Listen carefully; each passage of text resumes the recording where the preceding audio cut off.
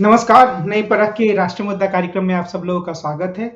हमारे साथ प्रोफेसर अभय कुमार दुबे हैं और हम इनसे देश की राजनीति के बारे में बातचीत करेंगे। अभय सर नमस्कार। नमस्कार। कार्यक्रम को आगे बढ़ाने से पहले, कार्यक्रम की शुरुआत करने से पहले मैं सभी दर्शकों से यह अनुरोध करूंगा कि अगर उन्होंने अभी तक नई परख चैनल को सब्सक्राइब नहीं किया है, वे हमारे चैनल से नियमित रूप से नहीं जुड़े हैं, तो इसे जरूर सब्सक्राइब करें और हमारे साथ नियमित रूप से जुड़ें।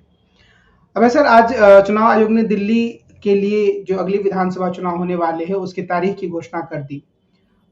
एक तरीके से चुनाव का माहौल तो पहले से ही बनने लगा था। आज से आदर्श आचार संहिता लागू हो गई और औपचारिक रूप से दिल्ली जो है वो चुनाव की दिशा में आगे बढ़ चुकी है अगली विधानसभा को चुनने के लिए।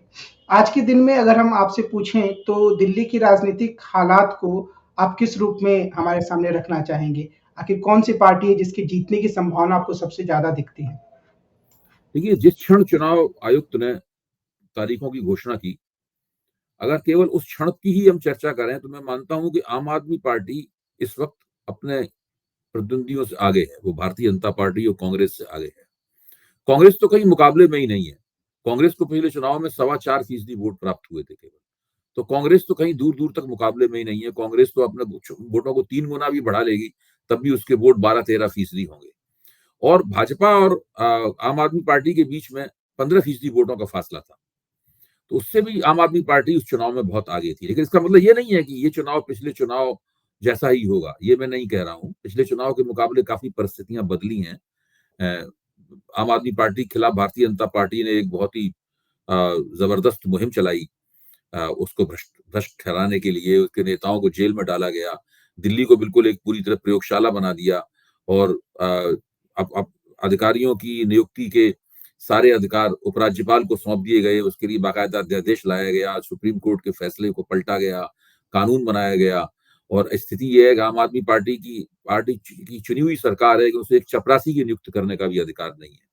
उसकी सारी योजनाओं को लागू करने में बहुत अड़ंगा लगाया गया और तरह तरह से उसके खिलाफ एक माहौल बनाया गया। तो आम आदमी पार्टी कई मोर्चों पर इन सब बातों का सामना कर रही है। मेरा मानना यह है कि जो भ्रष्टाचार के इल्जाम लगाए गए हैं आम आदमी पार्टी पर, वो उसको उतना ज्यादा नुकसान नहीं पहुंचाएंगे। क्योंकि भ्रष्टाचार के जनता जांच समझती है इस बात को कि भ्रष्टाचार के इल्जाम लगाने के पीछे एक राजनीतिक उद्देश्य होता है। पिछले 10 साल में केवल कर्नाटक में ही भ्रष्टाचार के सवाल पर चुनाव हुआ था और उसमें भारतीय जनता पार्टी को ही उन इल्जामों का सामना करना पड़ा था और जनता ने उन इल्जामों को सही माना था और भाजपा की सरकार भ्रष्टाचार के कारण चुनाव हार गई थी। इसके अलावा भ्रष्टाचार के सवाल पर और कोई चुनाव नहीं हुआ है और उसमें भ्रष्टाचार जिसका आरोप लगाया गया वो चुनाव नहीं हारा है। आप देखिए झारखंड में क्या हुआ। झारखंड में तो अरविंद केजरीवाल की तरह ही हेमंत सोरेन को भी गिरफ्तार करके जेल में डाला गया था, लेकिन वो बाकायदा पूरा बहुत शानदार चुनाव लड़के आए, वो बहुमत हासिल किया और उनके ऊपर जो भी इल्जाम वगैरह लगाए गए वो सारे इल्जाम इस वक्त खुद ही इल्जाम लगाने वाले और इल्जाम दोनों ही कटघरे में खड़े हुए हैं। तो अगर अगर अरविंद केजरीवाल इस चुनाव को जीत जाते हैं तो विपक्षी नेताओं पर भ्रष्टाचार का आरोप लगाकर उन्हें बदनाम करना, उनको जेलों में डालना, उनको सांगठनिक और हर तरह का प्रतिष्ठा संबंधी नुकसान पहुंचाना, ये पूरी जो भाजपा की योजना है ये पूरी पूरी तरीके से नाकाम नाकाम हो जाएगी। और मुझे लगता है कि तमाम दिक्कतों के बावजूद अरविंद केजरीवाल आज की तारीख में भी इस स्थिति में है कि भारतीय जनता पार्टी को चुनाव हरा सके। उन्हें कितनी सीटें मिलेंगी? पिछली बार 62 सीटें मिली थी, इस बार वो 62 सीटें पाएंगे या 55 सीटें पाएंगे, ये तो अलग बात है। लेकिन उनकी स्थिति मजबूत है। दिल्ली में करीब 25 से लेकर 28 सीटें ऐसी हैं जिसमें आम आदमी पार्टी कभी चुनाव नहीं हारती है। तो इसका मतलब ये है कि वो जहां से शुरू करते हैं तो आप मान लीजिए कि वो 25 सीटों से तो शुरुआत ही करते हैं और बहुमत प्राप्त करने के लिए फिर उन्हें दरअसल कुल मिलाकर 16 सीटों की जरूरत रह जाती है। 70 में उन्हें 36 सीटें नहीं चाहिए बहुमत प्राप्त करने के लिए, 11 सीटों की जरूरत रह जाती है उन्हें केवल।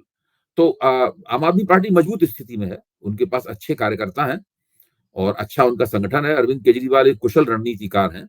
मैं ये नहीं कह रहा हूं कि भाजपा के पास कार्यकर्ता नहीं है, ना मैं ये कह रहा हूं कि भाजपा के पास अच्छी रणनीति नहीं है, लेकिन भाजपा के पास न चेहरा है और न ही आम आदमी पार्टी के खिलाफ सुनाने के लिए कोई विश्वसनीय कहानी है। केवल भ्रष्टाचार के आरोपों से आप आम आदमी पार्टी को चुनाव में नहीं हरा सकते, जिस तरीके से आप झारखंड मुक्ति मोर्चा को नहीं हरा पाए। क्या हम ये भी कह सकते हैं कि आम आदमी पार्टी के सामने या अरविंद केजरीवाल के सामने कोई मजबूत विपक्षी चेहरा ना होना भी उन्हें एक फायदे की स्थिति में डालता है और भारतीय जनता पार्टी का ऐसा ना करना उनकी एक गंभीर रणनीतिक चूक है। हाँ, मैं तो ये नहीं, रणनीतिक चूक क्या, वो मजबूर है, उनके पास कोई है नहीं। आप ये भी तो सोचिए कि एक इतनी बड़ी पार्टी जो देश के ऊपर पिछले 10 वर्ष से हुकूमत कर रही है, तीसरी बार जिसका प्रधानमंत्री बना है, वो आज तक दिल्ली में कोई ऐसा नेतृत्व नहीं खड़ा कर पाई जो जिसको वो दिल्ली के मुख्यमंत्री के चेहरे के रूप में पेश कर सके। ये बात क्या कहती है? उसके जो मौजूदा अध्यक्ष हैं वीरेंद्र सचदेव, उनकी उनके बारे में माना जाता है कि वो अपने मोहल्ले का चुनाव जीतने की हैसियत नहीं रखते। उन्होंने पहले ही कह दिया है कि वो एमएलए का चुनाव नहीं लड़ेंगे। तो ये जो स्थिति है ना भारतीय जनता पार्टी की दिल्ली में, वो भारतीय जनता पार्टी की जो खराब हालत है उसको दिखाती है। भाजपा के जो समर्थक पत्रकार और समीक्षक हैं, वो इस तरीके के तर्क देते हैं टीवी पे। से एक सज्जन कल मेरे साथ बहस करते हुए तर्क दे रहे थे कि कांग्रेस ने ठीक से पिछली बार 2 बार चुनाव नहीं लड़ा, 2015 में ठीक चुनाव लड़ा, 2020 में चुनाव लड़ा। इससे क्या हुआ कि आम आदमी पार्टी एक तरफा चुनाव जीत गई है। इस बार हमें उम्मीद है कि कांग्रेस बढ़िया चुनाव लड़ेगी। तो अब भाजपा अगर चुनाव में अच्छा प्रदर्शन करना चाहती है तो वो इस बात पर निर्भर करती है कि कांग्रेस कैसा चुनाव लड़ती है। भाजपा अपनी शक्ति पर आम आदमी पार्टी को हराने के बारे में पूरा विश्वास नहीं है भाजपा को। इसी से पता लगता है कि दरअसल भारतीय जनता पार्टी चुनावी होड़ में कहां खड़ी हुई है। हालांकि अभी भी पूरा 1 महीना है वोट पड़ने में, कुछ भी हो सकता है, कोई नया मुद्दा आ सकता है। इससे हो सकता है कि भाजपा की चुनावी मुहिम और ज्यादा तेजी पकड़े, प्रभावी बने, ये सब कुछ हो सकता है। और अरविंद केजरीवाल को हो सकता है कुछ नई रणनीति अपनानी पड़े, ये सब कुछ हो सकता है, मैं इस बात को मानता हूं। इसीलिए मैं कह रहा हूं कि आज की तारीख में आम आदमी पार्टी अपने प्रतिद्वंदियों से काफी आगे है। क्या हम ये कह सकते हैं कि आम आदमी पार्टी ने जो स्थानीय स्तर की एंटी इनकम्बेंसी होती है, जो विधायकों के खिलाफ जमा होती है, उससे निपटने का कोई एकदम कारगर तरीका अपनाया है? क्या उन्होंने इतनी सीटों को काटा है, उसे आप पर्याप्त मानते हैं? देखिए, इसका सबसे सिद्ध तरीका ये है कि पार्टियां सर्वे कराती हैं और सर्वे के जरिए पता लगाने की कोशिश करती हैं कि कौन सा एमएलए, कौन सा एमपी अपने क्षेत्र में लोकप्रिय है। अगर उसको टिकट दिया गया तो वो दोबारा जीत पाएगा या नहीं जीत पाएगा। खुद लोकसभा चुनाव में भारतीय जनता पार्टी ने सर्वेक्षण कराया था। उस सर्वेक्षण में निकल के आया था कि गौतम गंभीर, मीनाक्षी लेखी, रमेश विधूड़ी और प्रवेश वर्मा, ये लोग चुनाव नहीं जीत के पाएंगे अगर इन्हें टिकट दिया गया। और वो हंसराज हंस वगैरह जो ये लोग थे, ये लोग चुनाव नहीं जीत पाएंगे। तो इन लोगों के टिकट काट दिए गए थे, नए लोगों को टिकट दिया गया और भाजपा का वो तरीका सही साबित हुआ। तो आम आदमी पार्टी भी सर्वेक्षण वगैरह करा रही है और उसमें जहां जहां उसे पता चला है कि यहाँ के विधायक जो हैं उनके खिलाफ एंटी इनकम्बेंसी है, नाराजगी है, वो चुनाव नहीं जीत पाएंगे या कमजोर साबित होंगे, तो उनके टिकटों को बदला गया। ये एक तरीका है जिसके जरिए आप स्थानीय स्तर की जो एंटी इनकम्बेंसी है उसको बंद कर पाते हैं। फिर भी आपको एक पब्लिक के सामने एक नैरेटिव पेश करना पड़ता है, सघन प्रचार करना पड़ता है, कुशलता पूर्वक संसाधनों का इस्तेमाल करना पड़ता है। तो उस काम में आम आदमी पार्टी माहिर है। और दिल्ली की जो डेमोग्राफी है, दिल्ली का जो जमीन है, दिल्ली की जमीन पर उसकी अच्छी खासी पकड़ है। आज मैं मेट्रो से आ रहा था तो मैंने देखा कि हर एक जगह ये विज्ञापन भारतीय जनता पार्टी के द्वारा लगाया गया है कि अगर हम सत्ता में आएंगे तो हम 2100 रुपए महिलाओं को देंगे। कांग्रेस ने कहा है कि वो 2500 रुपए महिलाओं को देंगे अगर वो सत्ता में आते हैं तो ऐसा लगता है कि शुरुआत में ऐसा लगता था कि 2100 रुपए का जो नारा है वो भारतीय जनता पार्टी को काफी परेशान कर रहा है। अब सारे लोग इसी तरीके के वायदे करने लगे हैं। तो आप इस चुनाव में कोई ऐसा नारा, कोई ऐसा विचार, कोई ऐसी योजना आम आदमी पार्टी की तरफ से देखते हैं जिसके कारण हम कह सकें कि वो सबसे आगे निकल जाएंगे? भाई देखिए, आम आदमी पार्टी ने पहले से ही दिल्ली में एक बड़ा सब्सिडी तंत्र बना रखा है। ये तो उसका नया वायदा है। 1,000 रुपए देने का तो कैबिनेट ने पास कर दिया, उसके ऊपर किसी को आपत्ति नहीं है। फिर ये कहा अगर हम सत्ता में आ गए तो हम 1,000 की बढ़ा के 2100 रुपए देंगे, ये कहा उन्होंने। तो लेकिन दिल्ली के खासतौर से जो गरीब जनता है, दिल्ली के वोटरों का, वो आम आदमी पार्टी के सब्सिडी तंत्र से बहुत प्रभावित है। आम आदमी पार्टी ने केवल महिलाओं वाला नहीं, जैसे कि जो ऑटो चलाते हैं, ऑटो चलाने वालों के लिए रियायतों की घोषणा की है। महिलाएं पहले से ही जो बसों में रियायती यात्रा मुफ्त यात्रा वगैरह कर रही हैं महिलाएं। तो काफी कुछ आम आदमी पार्टी ने बिजली की जो सब्सिडी है, पानी की सब्सिडी है, कई ऐसे काम हैं आम आदमी पार्टी के जो बहुत पिछले 10 वर्ष से दिल्ली की गरीब जनता को इस पार्टी के साथ सघन रूप से जोड़े हुए हैं। भाजपा का जो भाजपा की जो कोशिश है वो मुख्य तौर पर इस बात पर टिकी हुई है, वो ये जनता को बताने की कोशिश कर रही है कि आम आदमी पार्टी ने पिछले 2-2.5 साल में कुछ खास काम नहीं किया। दरअसल हम जानते हैं कि भाजपा और लेफ्टिनेंट गवर्नर ने उन्हें वो काम करने नहीं दिया। तो वो इसमें दिल्ली का जो मध्य वर्ग है वो अपने आप से पूछ सकता है कि भाई हमने इन्हें पिछली बार वोट दिया था, ये काम नहीं कर पाए, या इन्हें नहीं करने दिया गया, इस बार हम फिर वोट दे देंगे तो काम इन्हें फिर नहीं करने दिया जाएगा, तो इन्हें वोट देने से फायदा क्या है? इससे बेहतर उस पार्टी को जिताओ जिसको केंद्र सरकार काम करने दे। तो इसमें हो सकता है कि मध्यवर्गीय वोटरों का एक हिस्सा आम आदमी पार्टी को छोड़ दे और भाजपा की तरफ चला जाए। इससे भाजपा के कुछ वोट बढ़ सकते हैं। कुछ वोट भाजपा ने जो मतदाता सूचियों में जो हेरफेर करवाया है, जो निश्चित रूप से एक बड़ा हेरफेर है, उसकी वजह से भी भाजपा को लाभ हो सकता है। तो भाजपा को कई लाभ हो सकते हैं, लेकिन जैसे कि आपने खुद ही कहा कि आम आदमी पार्टी के पास एक सुपरिभाषित, कुशल और लोकप्रिय नेतृत्व है। ये उसकी सबसे बड़ी पूंजी है। लेकिन क्या इस नेतृत्व को चोट भी पहुंची है, खासतौर पर शराब घोटाले को लेकर, या फिर एक जो पूरा भ्रष्टाचार का मामला जरूरत से ज्यादा उछाल भी दिया गया? मैं भी इस चीज को मानता हूं, पर जैसे शीश महल का मसला है, उसको लेकर जो प्रचार चल रहा है, तो एक आदर्शवादी नेता की जो छवि अरविंद केजरीवाल की थी 2020 में या 2015 में, उससे भी ज्यादा, क्या हम ये कहें कि उसको चोट पहुंची है? और वो कितनी चोट पहुंची है उस पर नतीजा निर्भर करेगा। देखिए, मैं ये मानता हूं कि भ्रष्टाचार, शुरू में मैंने कहा था कि भ्रष्टाचार के आरोप लगाने से केवल आप आम आदमी पार्टी को ज्यादा नुकसान नहीं पहुंचा सकते। कुछ ना कुछ तो नुकसान होता ही है। अब जैसे कि रमेश विधूड़ी ने स्त्रियों के खिलाफ तमाम वक्तव्य दिए हैं, घिनौने वक्तव्य दिए हैं स्त्रियों के खिलाफ, प्रियंका गांधी के गाल को लेकर, और फिर आतिशी ने अपना बाप बदल लिया वगैरह, इस प्रकार की बेहुदा और घिनौनी और निंदा योग्य बातें कही हैं उन्होंने। तो अब इस पर चर्चा हो रही थी इससे भाजपा को क्या नुकसान होगा। तो भाजपा के एक प्रवक्ता का कहना था कि कोई खास नुकसान नहीं होगा। तो मैंने उसे जवाब दिया कि भाई इससे फायदा तो होगा नहीं कोई। तो नुकसान कितना होगा ये चर्चा का विषय हो सकता है। नुकसान 1% होगा, आधा फीसदी होगा, 1/4% होगा, कितना नुकसान होगा ये चर्चा का विषय हो सकता है। इस पे आप कयास लगा सकते हैं, लेकिन होगा तो इससे नुकसान ही।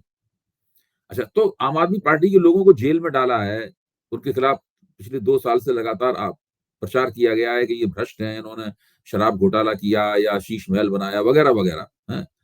तो इन चीजों से हो सकता है आम आदमी पार्टी को कुछ मध्य वर्ग में कुछ थोड़ा बहुत इससे नुकसान हो, लेकिन वो नुकसान निर्णायक होगा, और वो 15% की जो लीड पिछले चुनाव में उन्हें मिली थी, वो लीड पूरी तरह पलट जाएगी, ये मुझे नहीं लगता।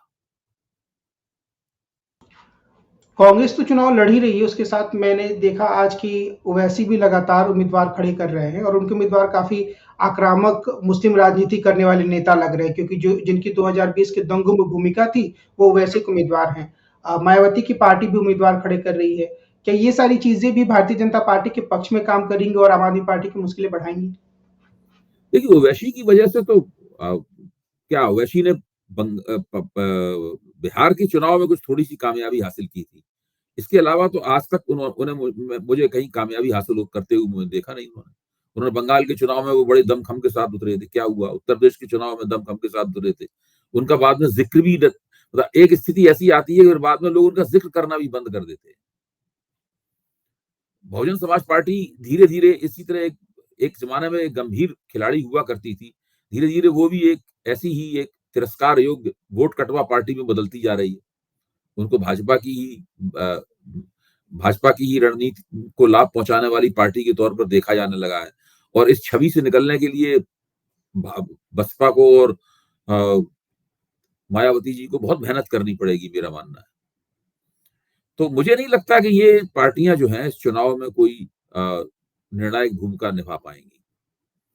इनको इतने कम वोट मिलेंगे कि हम लोग उन वोटों को कभी याद भी नहीं रखेंगे। आज जब मुख्य चुनाव आयुक्त राजीव कुमार घोषणा कर रहे थे दिल्ली के चुनावों के लिए, तो उन्होंने उन सारे आरोपों का, उन सारी शिकायतों का सिलसिलेवार जवाब देने की कोशिश की, जो कि चुनाव के संबंध में पिछले कुछ महीनों में सामने आए हैं। यानी कि मतदान जो सूची होती है उसमें से नाम कटना, ईवीएम के काम करने का तरीका, वोट प्रतिशत बढ़ने का तरीका। आप उनके जवाबों से कितना संतुष्ट हैं? भाई उन्होंने कहाँ जवाब दिया उन्होंने? अब जैसे कि मान लीजिए दिल्ली में एक व्यक्ति ने 1800 वोट काटने की अर्जी दी, मान लीजिए, या जो वोट काटने या जोड़ने की अर्जी दी, उस व्यक्ति का नाम क्या है? उसका नाम वो गोपनीय क्यों रखे हुए? एक व्यक्ति कहां से इतनी जानकारियां ला रहा है कि वो इतनी बड़ी अर्जी, ऐसी अर्जियां चुनाव आयोग को दे रहा है? हजारों हजारों वोट कटने और जोड़ने की अर्जी देने वाले लोगों की संख्या केवल 85 है।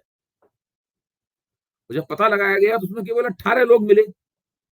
उन 18 लोगों ने भी कहा कि उन्हें पता नहीं है कि उनके नाम से कोई अर्जी दी गई है। सवाल यह है कि इन सब लोगों के नाम गोपनीय क्यों रखे जा रहे हैं? ये क्या इलेक्टोरल बॉन्ड वाली गोपनीयता है क्या? तो असली प्रश्न तो यहां पे यह है कि चुनाव आयोग से जो उम्मीद की जाती है, वो एक संवैधानिक संस्था है, उसका आचरण संवैधानिक संस्था जैसा नहीं है, उसका आचरण सरकारी पार्टी के प्यादे जैसा है। और राजीव कुमार के कार्यकाल में टीएन शेषन के समय से चुनाव आयोग ने जो भी प्रतिष्ठा अर्जित की थी, सारी की सारी प्रतिष्ठा धूल धूसरित हो चुकी है। ये उनका आखिरी चुनाव है, इसके बाद वो किसी चुनाव का नेतृत्व नहीं करेंगे राजीव कुमार। वो रिटायर जब जाएंगे तो चुनाव आयोग बिल्कुल तार तार हो चुकी है उसकी, वो इस हालत में छोड़ के जाएंगे चुनाव आयोग। और जो उन्होंने ये कहा, हालांकि बार बार यही चीज कही जाती है कि वोट डाला गया, उसके बाद 1 घंटे बाद थोड़ा जो मतदान प्रतिशत बढ़ता है वो इसलिए बढ़ता है कि दूसरी जगह से सूचना आती है। तो ये भी एक दोहराया हुआ तर्क है और मुझे लगता है कि आप इससे संतुष्ट तो नहीं होंगे, संतुष्टजनक। नहीं, बिल्कुल कोई संतुष्ट नहीं हो सकता है इससे। और दूसरी बात ये है कि ये दिल्ली के चुनाव में जो नई बात सामने आई है, जो वोटर लिस्टों में हेरफेर करने वाली बात है, ये ईवीएम वाला सवाल नहीं है। वोटर लिस्ट तो ईवीएम नहीं थी तब भी थी, बिना वोटर लिस्ट के तो चुनाव हो ही नहीं सकता। ईवीएम नहीं रहेगी तब भी वोटर लिस्ट रहेगी। वोटर लिस्ट तो बुनियादी दस्तावेज है, उसके अंदर जो हेरफेर हुआ है उसके बारे में तो उन्हें पुख्ता जवाब देना चाहिए। भाई उन्होंने किस आधार पे 2 महीने के अंदर अंदर इतने संख्या मुझे ध्यान नहीं आ रही है अभी, है इतने वोटों को जोड़ने का फैसला किया उन्होंने? जिन वोटों को काटा गया, क्या उनको नोटिस दिया गया? वो नोटिस कहां है जो उनको दिए गए? क्या किसी ने उन नोटिसों को देखा है, या केवल कागजों में वो नोटिस मौजूद है? रमेश बिधूड़ी के बारे में उन्होंने ये कहा कि हम इसकी निंदा करते हैं, लेकिन उन्होंने कोई कार्रवाई करने से एक तरीके से कहा कि हम उससे खुद को रोक रहे हैं। क्या एक संयमित और बेहतर कदम है या उन्हें और कुछ करना चाहिए था? भाई रमेश बिधूड़ी पे तो तुरंत उनको कारण बताओ नोटिस देकर उनके खिलाफ दंडात्मक कार्रवाई होनी चाहिए। वो तो मेरे ख्याल से भारतीय लोकतंत्र के सबसे अशिष्टतम व्यक्ति हैं, स्त्री विरोधी है, अल्पसंख्यक विरोधी है, और ये सारी बातें उनके नाम के साथ दर्ज हैं। उन्होंने कभी तक इन बातों का खंडन भी नहीं किया, क्षमा भी नहीं मांगी है उन्होंने। तो ऐसी स्थिति में सबसे पहले भारतीय जनता पार्टी उनके खिलाफ कार्रवाई करनी चाहिए, चुनाव आयोग को उनके खिलाफ कार्रवाई करनी चाहिए। लेकिन वो जो मन में आए बोलते हैं, जिसका मन में चाहते अपमान करते हैं, उनके खिलाफ कोई कार्रवाई नहीं होती। हम आज की अपनी बातचीत को इसी बिंदु पर रोकते हैं। हम अगले दिन फिर मिलेंगे और देश और दिल्ली की राजधानी में जो चुनावी गतिविधि होने वाली है उसके बारे में प्रोफेसर अभय कुमार दुबे से बातचीत करेंगे। कार्यक्रम को खत्म करने से पहले मैं सभी दर्शकों से कहूंगा कि वे हमारे चैनल को जरूर सब्सक्राइब करें, हमारे साथ नियमित रूप से जुड़ें। आज की बातचीत के लिए वैसे आपको बहुत धन्यवाद। नमस्कार।